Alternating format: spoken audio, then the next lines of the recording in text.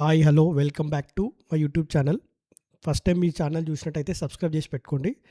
And as well as మీకు ఈ revision నచ్చినట్టయితే లైక్స్ అండ్ కామెంట్స్ కూడా చేయండి. సో దట్ యూట్యూబ్ ఆల్గరిథం దీన్ని మొత్తం పుష్ చేస్తుంది. సో దట్ అందరు తెలుగు స్టూడెంట్స్కి ఈ వీడియో రీచ్ అవుతుంది. సో ఈరోజు మనం చేయబోయే చాప్టర్ పేరు ఏంటి? Automated environment.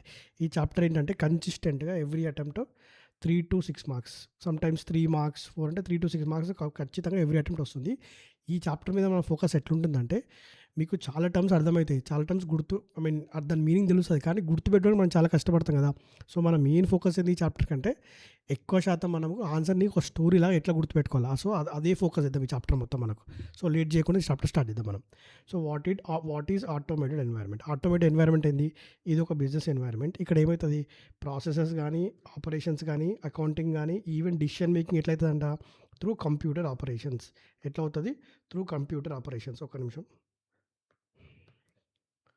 ఎట్లయితే ఇక్కడ మనకి త్రూ కంప్యూటర్ ఆపరేషన్ సిస్టమ్స్తో అవుతాయి అన్నట్టు. ఏమేంటి? ప్రాసెసెస్ కానీ, ఆపరేషన్స్ కానీ, అకౌంటింగ్ కానీ, ఈవెన్ డిసిషన్ మేకింగ్ కూడా ఏమైతే ఇక్కడ మనకి అన్నీ త్రూ కంప్యూటర్ సిస్టమ్. అంటే మాన్యువల్ మొత్తం తీసేసి అన్ని ప్లేస్లలో, ఇక్కడ ప్రాసెస్లో కానీ, ఆపరేషన్స్లో కానీ, అకౌంటింగ్ సిస్టంలో, ఈవెన్ డిసిషన్ తీసుకున్న దగ్గర కూడా అన్నీ మనము కంప్యూటర్స్ పెట్టాం అనుకో, అదేమైపోతుంది అప్పుడు? ఆటోమేటెడ్ ఎన్వైర్న్మెంట్ అయిపోతుంది అంతే. So they also known as information systems అంటారు, లేకపోతే ఇన్ఫర్మేషన్ టెక్నాలజీ సిస్టమ్స్ అంటారు. సో దీని ఫస్ట్ కీ ఫీచర్స్. ఎగ్జాంపుల్ ఇదే క్వశ్చన్ వచ్చింది, what are the key features of automated environment? దీని మీనింగ్ మీకు అంతా అర్థమవుతుంది. Provide latest information, large information ఇస్తుంది, అక్యురసీ ఇన్ డేటా. ఇది చూసే వరకు అర్థమవుతుంది. కానీ ఈ ఆన్సర్ని మనము ఈ క్వశ్చన్ రాగానే ఎట్లా గుర్తుపెట్టుకోవాలో చూద్దాం. ఫస్ట్ మనం ఎట్లా గుర్తుపెట్టుకుందాం అంటే ఫస్ట్ మనము స్టెప్ బై స్టెప్ చూద్దాం. ఎట్లా అంటే ఒక స్టోరీ లాగా తీసుకుందాం ఫస్ట్ మనం. సో ఇది కీ ఫీచర్స్ ఏంటి? ఆటోమేటెడ్ ఎన్వైర్న్మెంట్ ఫీచర్స్ ఏంటంటే ఇది లేటెస్ట్ ఇన్ఫర్మేషన్ ఇస్తుంది. దేని మీద? లార్జ్ వాల్యూమ్ ఆఫ్ ట్రాన్సాక్షన్స్ మీద. ఇది ఏమి ఇస్తుంది? లేటెస్ట్ ఇన్ఫర్మేషన్ ఇస్తుంది. ఇది నేను ఎందుకు చెప్తున్నాను? గుర్తుపెట్టుకోవడానికి చెప్తున్నాను. దాని మీనింగ్ మీకు చదివితే అర్థమైపోతుంది. కానీ ఈ క్వశ్చన్ గుర్తురాగానే నేను చెప్పిన స్టోరీ మీకు గుర్తు రావాలి, ఆన్సర్ యాస్టీస్ రాసేస్తారు మీరు. ఏం చెప్తున్నాను నేను? ఇది లేటెస్ట్ ఇన్ఫర్మేషన్ ఇస్తుంది. దేని మీద? Large volume of transactions. So that accuracy in the data processing జరుగుతుంది, కనెక్టివిటీ అండ్ నెట్వర్కింగ్ జరుగుతుంది. మళ్ళీ చూద్దామా? లేటెస్ట్ ఇన్ఫర్మేషన్ ఇస్తుంది. దేని మీద? లార్జ్ వాల్యూమ్ ఆఫ్ ట్రాన్సాక్షన్ మీద. So that accuracy in the data అవుతుంది, కనెక్టివిటీ అండ్ నెట్వర్కింగ్ కెపబిలిటీ అవుతుంది, దాంతోపాటు integration among the business operations కూడా అవుతుంది. సో దట్ సో ఇవన్నీ జరగడం వల్ల ఏమవుతుంది? ఫాస్టర్ బిజినెస్ ఆపరేషన్స్ అవుతాయి, బెటర్ సెక్యూరిటీ ప్రొవైడ్ అవుతుంది. All this lead to less prone to human errors. ఇప్పుడు స్టోరీలా గుర్తుపెట్టుకుందాం మనం. ఫస్ట్ లేటెస్ట్ ఇన్ఫర్మేషన్ ఇస్తుంది. దేని మీద? లార్జ్ వాల్యూమ్ ఆఫ్ ట్రాన్సాక్షన్ మీద. దాని ద్వారా ఏమవుతుంది? అక్యురసీ మీద డేటా వస్తుంది, కనెక్టివిటీ అండ్ నెట్వర్కింగ్ అవుతుంది, integration among the business operations అవుతుంది. So that faster business operations అవుతాయి, బెటర్ సెక్యూరిటీ అండ్ కంట్రోల్స్ ఉంటాయి. ఇవన్నీ అయినాయి కాబట్టి less prone to the human errors. So ఇట్లా గుర్తుపెట్టుకోవాలి. సో మీ key features of the automated environment అనగానే ఇలా స్టోరీలా గుర్తుపెట్టుకుని అనుకోండి, మీరు ఆన్సర్ యాజ్ ఇట్ ఈస్గా రాసేయచ్చు. Then understanding and documenting the automated environment. First ఇందాక కీ ఫీచర్స్ చెప్పినా కదా, ఇప్పుడు ఏం అండర్స్టాండింగ్ చేసుకోవాలి? అండర్స్టాండింగ్ చేసుకున్న తర్వాత ఏం డాక్యుమెంట్ చేయాలో తెలుసుకుందాం. Given below are the some of the points. ఏంటది? ఫస్ట్ ఇప్పుడు మనము ఎగ్జాంపుల్ ఈఆర్పీ సిస్టమ్ని పెట్టుకున్నాం అనుకోండి. ఈఆర్పీ సిస్టమ్ని మనం ఇన్స్టాల్ చేసి పెట్టుకున్నాం. ఈఆర్పీ సిస్టమ్ని ఒక కంపెనీ ఇన్స్టాల్ చేసి పెట్టుకుంది. దీని గురించి ఫస్ట్ ఏం అండర్స్టాండ్ చేసుకోవాలంటే ఏం చేద్దాం? ఫస్ట్ మనము లొకేషన్ ఆఫ్ ఐటీ సిస్టమ్స్, అది ఎక్కడ లొకేట్ అయ్యింది, లోకలా లేకపోతే గ్లోబల్. అంటే ఇప్పుడు హైదరాబాద్లో నీ కంపెనీ ఉందనుకో, హైదరాబాద్లో ఉందా, లేకపోతే డేటా సర్వర్ ఏదైనా ఉందో, లేకపోతే గ్లోబల్గా అంటే through web application through servers ఏమైనా ఇస్తున్నారా, అంటే ఒకవేళ వితిన్ మనం ఎక్కడైతే బిజినెస్ ఎస్టాబ్లిష్ అదే ఏరియాలో ఉందా, లేకపోతే వేరే అవుట్ సైడ్ కంట్రీలో ఉందని తెలుసుకుంటాం. ఫస్ట్ లొకేషన్ తెలుసుకుంటాం. ఏం చేస్తాం? In house versus packed. అంటే వీళ్ళే ఇన్ హౌస్గా తయారు చేయించారా, ఒక కంపెనీలో తయారు చేయించారా, లేకపోతే పర్చేజ్డ్ అంటే ఆల్రెడీ రెడీమేడ్ ఉంటాయి కదా కొన్ని టాలీ సాఫ్ట్వేర్, ఇట్లాంటి సాఫ్ట్వేర్లు మనం బయట కొనుక్కున్నారా. Then outsourced activities. కొన్ని అవుట్సోర్స్డ్ యాక్టివిటీస్ ఏంటంటే వీరికి ఓకే ఈఆర్పీ సాఫ్ట్వేర్ కొన్న తర్వాత దీని మెయింటెనెన్స్ కానీ, దీని కంట్రోలింగ్ కానీ అవుట్సోర్స్ అంటే వేరే. ఎగ్జాంపుల్ ఇప్పుడు మనదే ఉంది ఇన్కమ్ ట్యాక్స్ డిపార్ట్మెంట్, ఇంకా అది ఉంది కదా, మెయింటైన్ బై గవర్నమెంట్. కానీ ఇవన్నీ యాక్టివిటీస్ ఎవరు మెయింటైన్ చేస్తారు? ఇన్ఫోసిస్ మెయింటైన్ చేస్తుంది. అట్లా అవుట్సోర్స్ యాక్టివిటీస్, ఐటీ మెయింటెనెన్స్ కానీ, సపోర్ట్ సర్వీసెస్ ఎవరు చూసుకుంటారని చెప్పి అది ఒకటి. Next their purposes. అది ఎందుకు, ఏ పర్పస్ కోసం తీసుకున్నారంటే ఫైనాన్షియల్ పర్పస్ కోసమా, నాన్ ఫైనాన్షియల్ పర్పస్ కోసమా? ఫైనాన్షియల్ పర్పస్ కోసం అంటే ఏంటి? పేరోల్ కోసం, లేకపోతే ఎక్స్పెన్సెస్ పేమెంట్స్కి దీనికోసం తీసుకున్నారా. నాన్ ఎక్స్పెన్స్ అంటే ఏంటి? ఏదన్నా లైక్ హెల్త్ డిడక్షన్స్ కోసం తీసుకున్నారా, లేకపోతే ఏదన్నా లైక్ నాన్ ఫైనాన్షియల్ ఫ్యాక్టర్స్ ఏదుంటే అది. అంటే ఫైనాన్షియల్, నాన్ ఏ పర్పస్ కోసం తీసుకున్నారు. Next architecture. అసలు ఈ డెస్క్‌టాప్ బేస్డ్ అంటే కంప్యూటర్ సిస్టమ్‌లోనే ఉంటుందా? లేకపోతే క్లయింట్ సర్వర్ సిస్టమ్‌లో ఉంటుందా? లేకపోతే వెబ్ అప్లికేషనా? వెబ్ అప్లికేషన్ అంటే ఇది మనకి ఇప్పుడు లాగిన్ చేసాం కదా! హాట్‌స్టార్ ఇలాంటివన్నీ వెబ్ అప్లికేషన్ అది ఎక్కడైనా ఓపెన్ చేసుకోవచ్చు. కంప్యూటర్ బేస్డ్ అయితే వీటిని మన కంప్యూటర్‌లో చేస్తారు. క్లయింట్ సర్వర్ అంటే at a time 3-4 members use చేసుకోవచ్చు అట్లా. దెన్ వర్షన్ అంటే functions risk could be very in different versions. ఇప్పుడు లేటెస్ట్ ముందు మనకి ఐఫోన్‌లో 17 ప్రో మ్యాక్స్ ఉంది. సో, వర్షన్ బట్టి కూడా ఏమవుతది రిస్క్ అనేది తక్కువ ఉంటది. సో, ఏ వర్షన్‌లో ఉందని చూసుకోవాలి. దెన్ ఇంటర్ఫేస్ ఎట్లుంది? ఐఫోన్ తీసుకో ఇంటర్ఫేస్ ఎట్లుంది? డిఫరెంట్ ఇంటర్ఫేస్ ఉంటాయి కదా! Within the system. ఎట్లా రన్ అవుతుంది ఇంటర్ఫేస్ బట్టి మారిపోతది. దెన్ కీ పర్సన్స్ అంటే ఎవరు? చీఫ్ ఇన్ఫర్మేషన్ ఆఫీసర్ ఒకడు, chief information system officer, administrators ఎవరు మెయింటైన్ చేస్తున్నారు. సో, ఏం అండర్‌స్టాండ్ చేసుకోవాలంటే బేసిక్‌గా నువ్వు ఈఆర్‌పీ సిస్టమ్ కొనుక్కున్నావు అనుకో, ఏం చేసావు ఒకటి ఏం చేసావు నువ్వు? ఫస్ట్ ఏం చేసావు? లొకేషన్ ఎక్కడది? లోకలా లేకపోతే గ్లోబలా? Then in house. In house అంటే మనం తయారు చేయించుకుంటున్నామా? లేకపోతే ఆల్రెడీ తయారు చేసిందని పర్చేజ్ చేస్తున్నాం అంటే ప్యాక్డ్. దెన్ యాక్టివిటీస్‌ని అవుట్‌సోర్స్ చేస్తున్నామా? మెయింటెనెన్స్ ఇదంతా. దెన్ ఏంది? దీని పర్పస్. ఏ పర్పస్ కోసం తీసుకున్నాం? ఫైనాన్షియల్ కోసమా? నాన్ ఫైనాన్షియల్ కోసమా? దెన్ ఆర్కిటెక్చర్ అంటే డెస్క్ బేస్డ్ ఎట్లుంది? ఇది ఏ టైప్ ఉంది? డెస్క్ బేస్డా? లేకపోతే క్లయింట్ సర్వరా? వెబ్ ఇవన్నీ అడుగుతారు మీకు ఎగ్జాంపుల్స్ ఇవన్నీ అడుగుతారు కాబట్టి నేను ఇవన్నీ చెప్తున్నాను. ఇవన్నీ చెప్తే అది ఏ టైప్ ఆఫ్ అంటే నువ్వు ఎంసీక్యూస్‌లో రావచ్చు అట్లా. దెన్ ఏ వర్షన్ ఇది? ఇంటర్ఫేస్ ఎట్లుంటుంది? ఏంది? కీ పర్సన్స్ ఎవరని తెలుసుకుంటారు. దెన్ లాస్ట్ ఏంటి? Risk arising from financial reporting. Financial రిపోర్టింగ్‌లో ఏం రిస్క్ ఉంటది? That is use of IT system. IT system use చేసుకోవాలి. కీ ఫీచర్స్ చెప్పినాము. దెన్ మనం అండర్‌స్టాండింగ్ చేసినాము. దాన్ని డాక్యుమెంట్ చేసినాం. ఇప్పుడు రిస్క్ ఎట్లా ఉంటుంది మనకి? ఇది కూడా మనం స్టోరీలా గుర్తుంటున్నాం. ఇవన్నీ మీకు చదివితే అర్థమైపోతుంది. కానీ మనకు అల్టిమేట్ గుర్తుండాల్సింది ఏంది? ఆన్సర్. స్టోరీలా గుర్తుపెట్టుకుందాం. ఏమైతుందంటే రిస్క్ ఏమిటంటే unauthorised access to the data ఇస్తాము. Unauthorised access to the data ఇచ్చినాము. దాంతోపాటు excessive access to the privileged access 2 ఇచ్చినాం. Unauthorised access next excessive access చేయడం వల్ల ఏమవుతది? డైరెక్ట్ చేంజెస్ చేస్తారు. అంతే కదా! అన్‌ఆథరైజ్డ్ యాక్సెస్ చేయడం వల్ల ఎక్సెసివ్ యాక్సెస్ చేయడం వల్ల ఏమవుతది? డైరెక్ట్ డేటా చేంజెస్ చేస్తారు. దాని తర్వాత ఏమవుతది? డైరెక్ట్ చేంజ్ చేయడం వల్ల అన్‌ఆథరైజ్డ్ చేంజెస్ అయినట్టుగా డైరెక్ట్ చేంజ్ చేయడం వల్ల అన్‌ఆథరైజ్డ్ చేంజెస్ అయితాయి. అప్పుడు ఏమైపోతది? Inaccurate in the processing the data అయిపోతది. Inaccurate in the processing the data ఏమైతది? Then failure to make necessary changes ఈ 2 జరుగుతాయి. సో, ఇవన్నీ 2 జరగడం వల్ల ఏమవుతది? అల్టిమేట్‌లీ లాస్ ఆఫ్ డేటా అయితది. లాస్ ఆఫ్ డేటా అవ్వడం ఎందుకు అంటే రీజన్ ఏంటి? సెగ్రిగేషన్ ఆఫ్ డ్యూటీస్ వల్ల. నేనేమన్నా ఫస్ట్ అన్‌ఆథరైజ్డ్ యాక్సెస్ ఇచ్చినాము, ఎక్సెసివ్ యాక్సెస్ ఇచ్చినాము. దాని ద్వారా ఈ 2 యాక్సెస్ చేయడం వల్ల ఏమైతుంది? డైరెక్ట్ డేటా చేంజెస్ చేసిర్రు. డైరెక్ట్ డేటా చేయడం వల్ల ఏమైతుంది? అన్‌ఆథరైజ్డ్ చేంజెస్ చేసినట్టే కదా! అన్‌ఆథరైజ్ చేయడం వల్ల ఇన్‌అక్యురేట్ ప్రాసెసింగ్ అయిపోతుంది. Failure to make a necessary అంటే చేయాల్సినవి చేయలేకపోతున్నాము. దాని ద్వారా ఏమవుతది?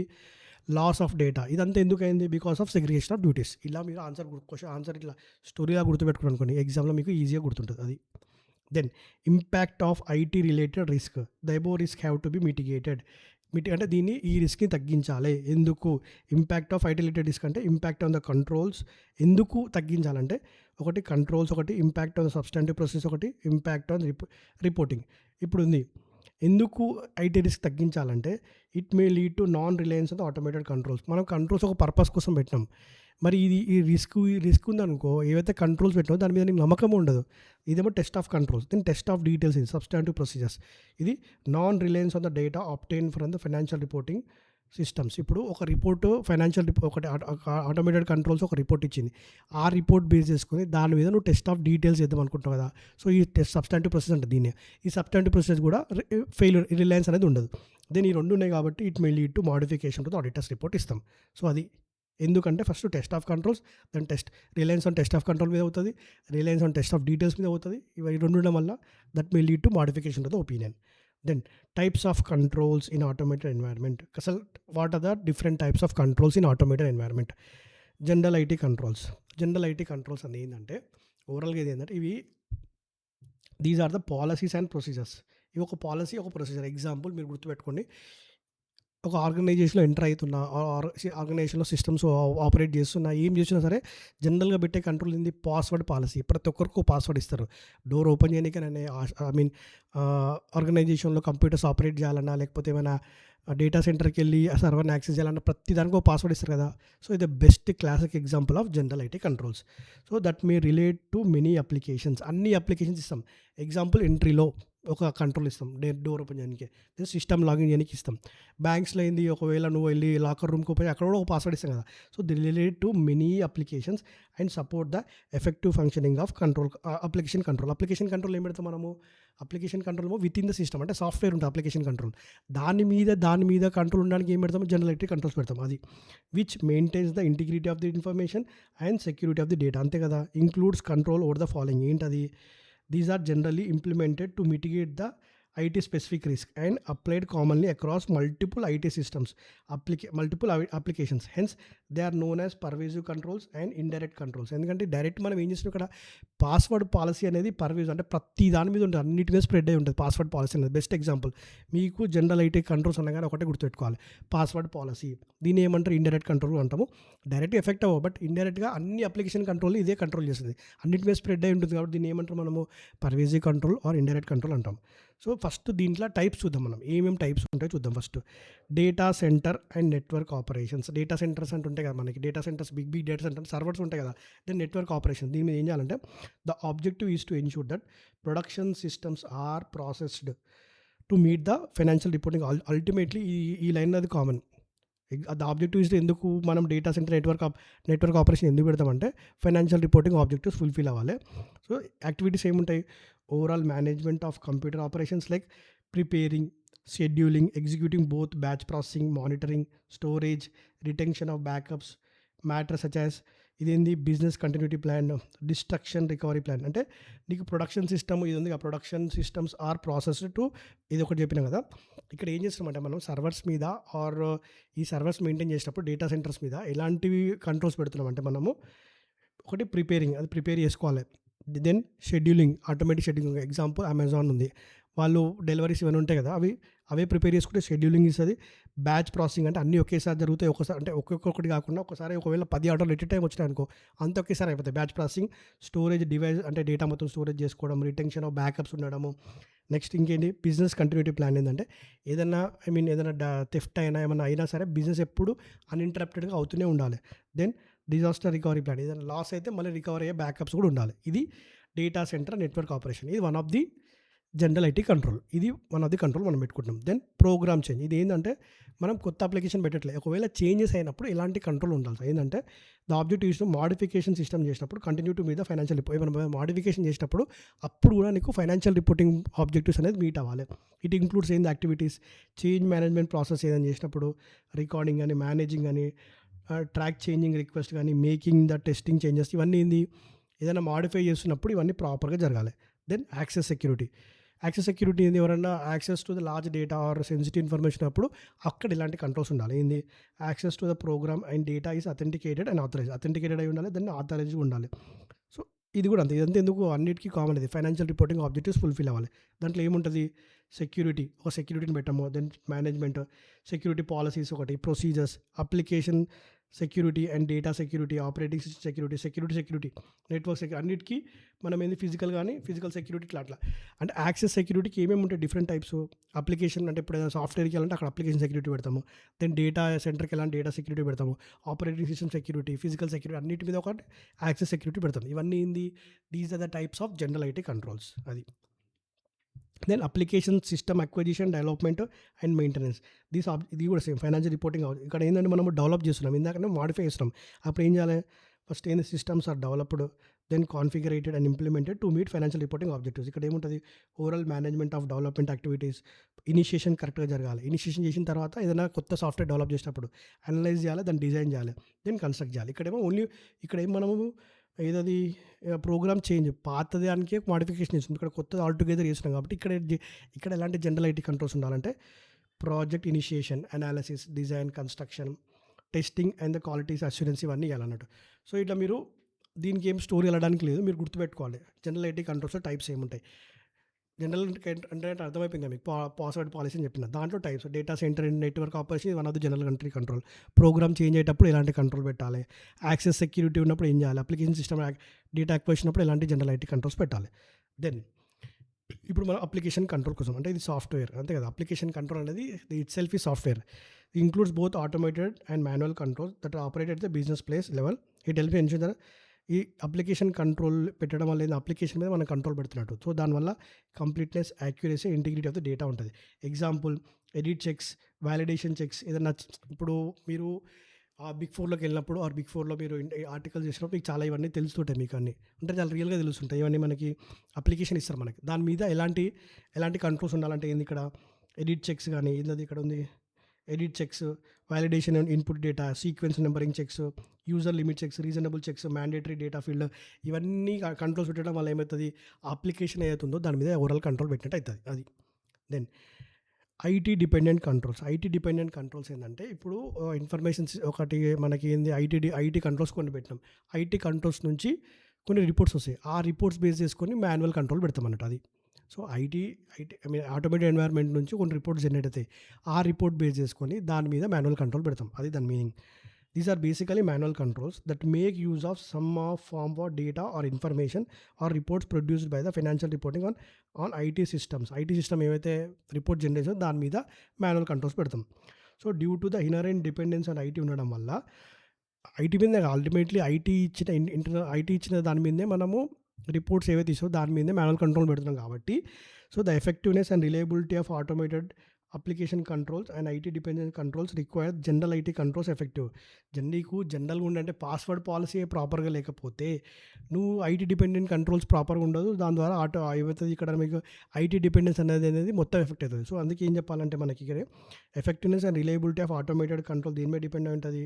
ఐటీ డిపెండెంట్ కంట్రోల్స్ దీని మీద డిపెండెంట్ అంటే జనరల్ కంట్రోల్స్ ప్రాపర్గా ఉంటే ఐటీ డిపెండెన్స్ కంట్రోల్ కూడా ప్రాపర్గా ఉంటుంది. జనరల్ కంట్రోల్ బాగుంటే ఆ పర్టికులర్ ఆటోమేటెడ్ ఎన్వైర్న్మెంట్ ప్రాపర్గా ఉంటుంది. సో దట్ మనం ఐటీ డిపెండెంట్ కంట్రోల్ కూడా ప్రాపర్గా చేయొచ్చు. సో ఇదంతా లింక్ ఉంటుంది.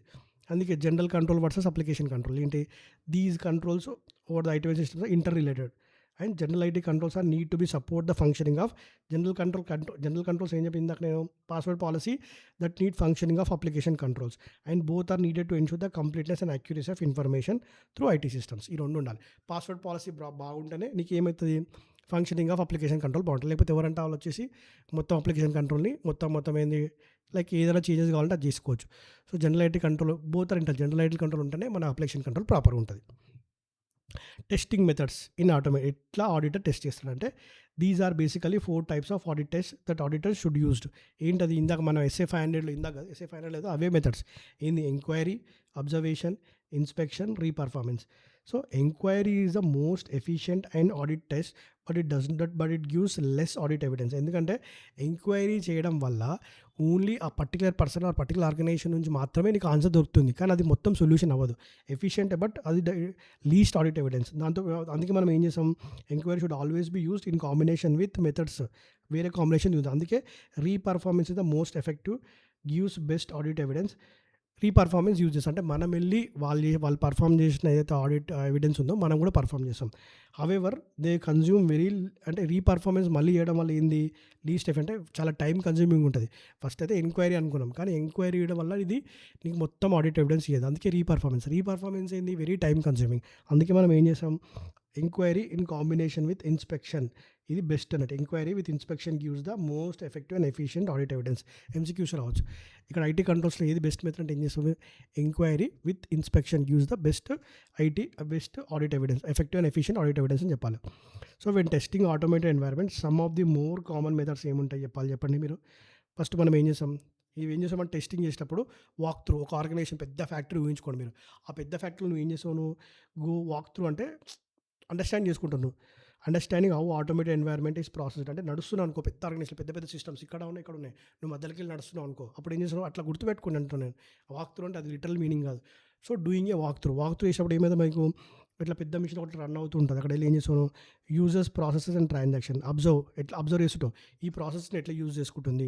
దాని తర్వాత ఇన్స్పెక్ట్ ద కాన్ఫిగరేషన్. అప్పుడు వెళ్ళి నువ్వు ఇప్పుడు ఎగ్జాంపుల్ పెద్ద ఆర్గనైజేషన్ ఉంది ఇక్కడ సైడ్ పెద్ద మెషిన్స్ నడుస్తున్నాయి ఇక్కడ పెద్ద మెషిన్స్ ఇట్లా రన్ అవుతున్నప్పుడు మధ్యలోకి వెళ్ళి వెళ్తున్నావు వాక్ త్రూ వెళ్ళేటప్పుడు ఈ అబ్జర్వ్ చేస్తున్నావు ఈ ప్రాసెస్ ట్రాన్సాక్షన్ ఎలా జరుగుతుంది అన్నప్పుడు అక్కడికి వెళ్ళి ఒక పర్టికులర్ మెషిన్ దగ్గరికి వెళ్ళి ఏం చేస్తాను అసలు ఈ కాన్ఫిగరేషన్ అసలు దీన్ని ఈ మెషిన్ ఎట్లా చేస్తారు అని చెప్పి గుర్తుంటుంది. అంటే ఇదంతా చేయడం వల్ల ఏంటి నీకు ఇట్లా నేను ఎందుకు చెప్తాను అంటే ఎగ్జాక్ట్ మీనింగ్ మ్యాచ్ అవ్వకపోవచ్చు కానీ మీకు ఆన్సర్ గుర్తుంటుంది. అందుకే నేను చెప్తున్నా. అది characteristics of manual and automated elements in internal controls relevance to the auditor's risk assessment. ఎట్లుంటుందంటే entity's internal control systems may includes both manual and automated. Manual ఉంటుంది, ఆటోమేటెడ్ ఉంటుంది.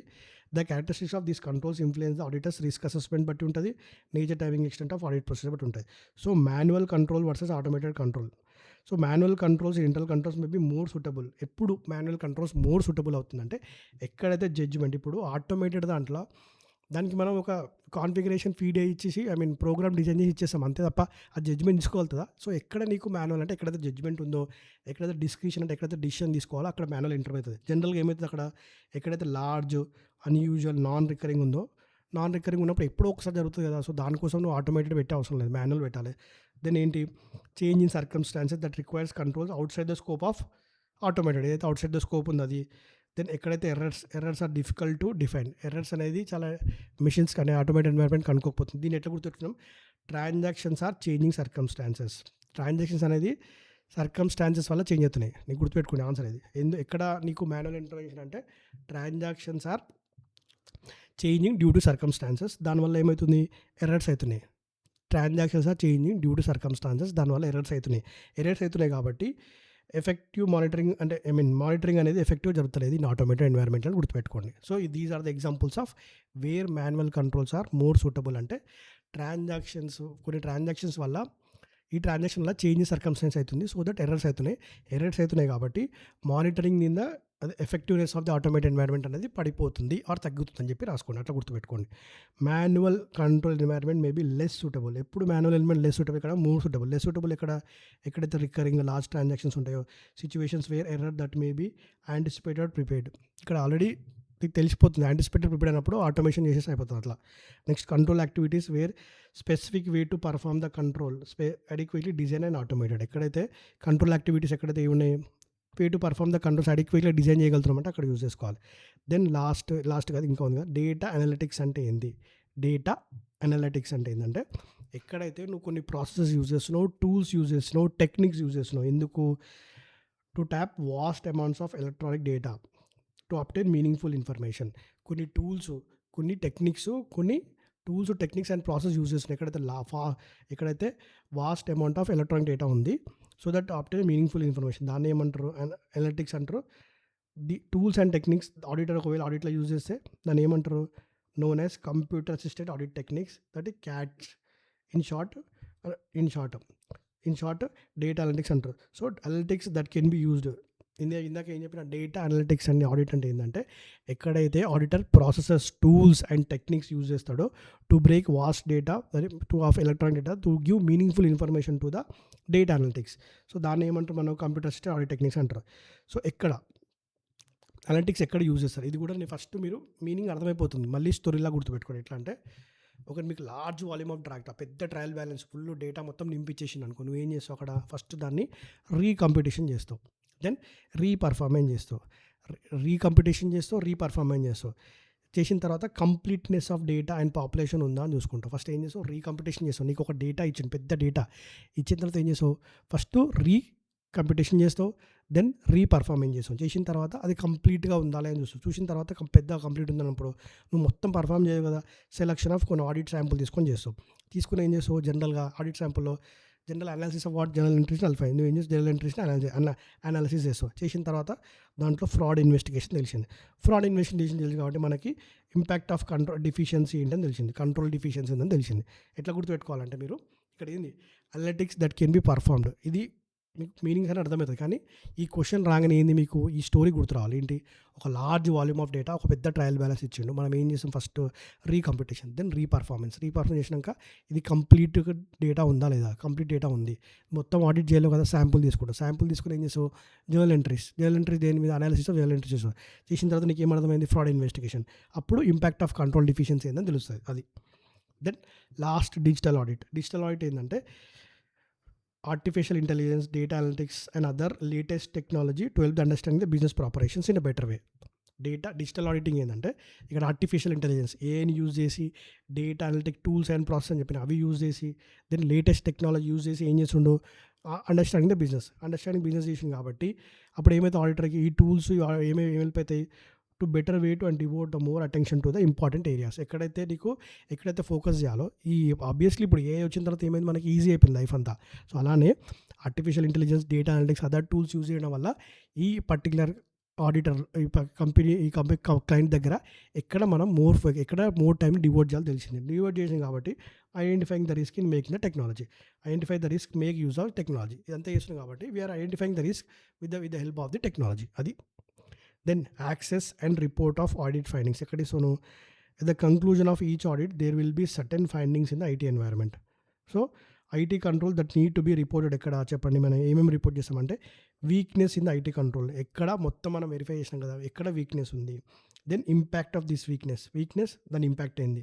Then deficiency of the management. ఎక్కడ normal reporting చేస్తున్నాం మొత్తానికి. మనం first ఏం చేస్తున్నాము, ఏ IT కంట్రోల్లో మనకి వీక్నెస్ ఉంది, దాని ఇంపాక్ట్ ఏంది. దాని తర్వాత డిఫిషియన్సీ ఏమైనా ఉంటే రిపోర్ట్ టు ద మేనేజ్మెంట్. ఒకవేళ సిగ్నిఫికెంట్ డిఫిషియన్సీ ఉంటే టీసీడబ్ల్యూకి చెప్తాం. అది. So this is all about auditor environment. Every time మనకి ఖచ్చితంగా మీకు ఇందాక స్టార్టింగ్లో చెప్పినట్టు 4 to 6 మార్క్స్ వస్తుంది. సో ఈజీగా ఇలా స్టోరీలా గుర్తుపెట్టుకొని, తెలుగులో గుర్తుపెట్టుకొని, మీకు మీనింగ్ అందరికీ తెలుసు. కానీ గుర్తుపెట్టుకోవడంలో మనం ఫేస్ చేసిన, మీరు వినేటప్పుడు అంత బాగానే ఉంటుంది. లేదు హిందీ లెక్చరర్స్ విన్నా, ఇంగ్లీష్ లెక్చరర్స్ ఉన్నా, వినేటప్పుడు సూపర్ అర్థమైతే మీకు కూడా ఇంగ్లీష్లో మీనింగ్స్ అర్థం. కానీ ఇక్కడ బాగానే అనిపిస్తుంది. ఎగ్జామ్కి వెళ్ళినప్పుడు అసలు ట్రాన్సాక్షన్స్ ఏంది, డేటా అనలిటిక్స్ ఏంది, ఇదేంది అని అంతా కన్ఫ్యూజ్ అయిపోతాం. నేను మొత్తం ట్రై చేసింది ఏంది, ఆన్సర్ మనం ఎట్లా గుర్తుపెట్టుకోవాలి, ఇట్లా స్టోరీలా గుర్తుపెట్టుకుంటే ఆన్సర్ ఎంత రాయగలుగుతాం. దాంతోపాటు మీనింగ్ కూడా తెలుసుకున్నాం. మనం మీనింగ్ లెస్ ఏం చదువుకోవాలి. సో ఇట్లా మనం తెలుగులో ఆడిట్ నేర్చుకుంటే మనం మంచి మార్క్స్ స్కోర్ చేసుకోవచ్చు. ఈజీగా 50 మార్క్స్ స్కోర్ చేసుకోవచ్చు. So I'm very new to this industry. నన్ను ఎంకరేజ్ చేయండి, మీరు లైక్ చేయండి, కామెంట్ చేయండి, ఈ వీడియోని చాలా మందికి షేర్ చేయండి. సో దట్ వాళ్ళు కూడా బెనిఫిట్ అవుతారు. ఇది ఒకటే నా రిక్వెస్ట్. ఇది ఒక్కటే మీరు ఇచ్చే నాకు. ఇంకా నాకున్న ప్రాక్టీస్ టైంలో నేను టైం తీసి నేను మీకు హెల్ప్ చేయడానికి ట్రై చేస్తున్నాను. మీరు నాకు ఏం చేస్తారంటే, మీరు నాకు ఎంకరేజ్మెంట్ ఇవ్వాలి. ఎంకరేజ్మెంట్ ఎట్లా ఇస్తారు, through subscribing, commenting and like చేస్తే, సో దట్ ఈ ఛానల్ కూడా అందరికీ తెలుస్తుంది. అదొక్కటే మిమ్మల్ని నుంచి అడిగేది. So thanks for each and every one for watching this video. Next వీడియోతో మళ్ళీ కలుద్దాం. బాయ్. Thank you.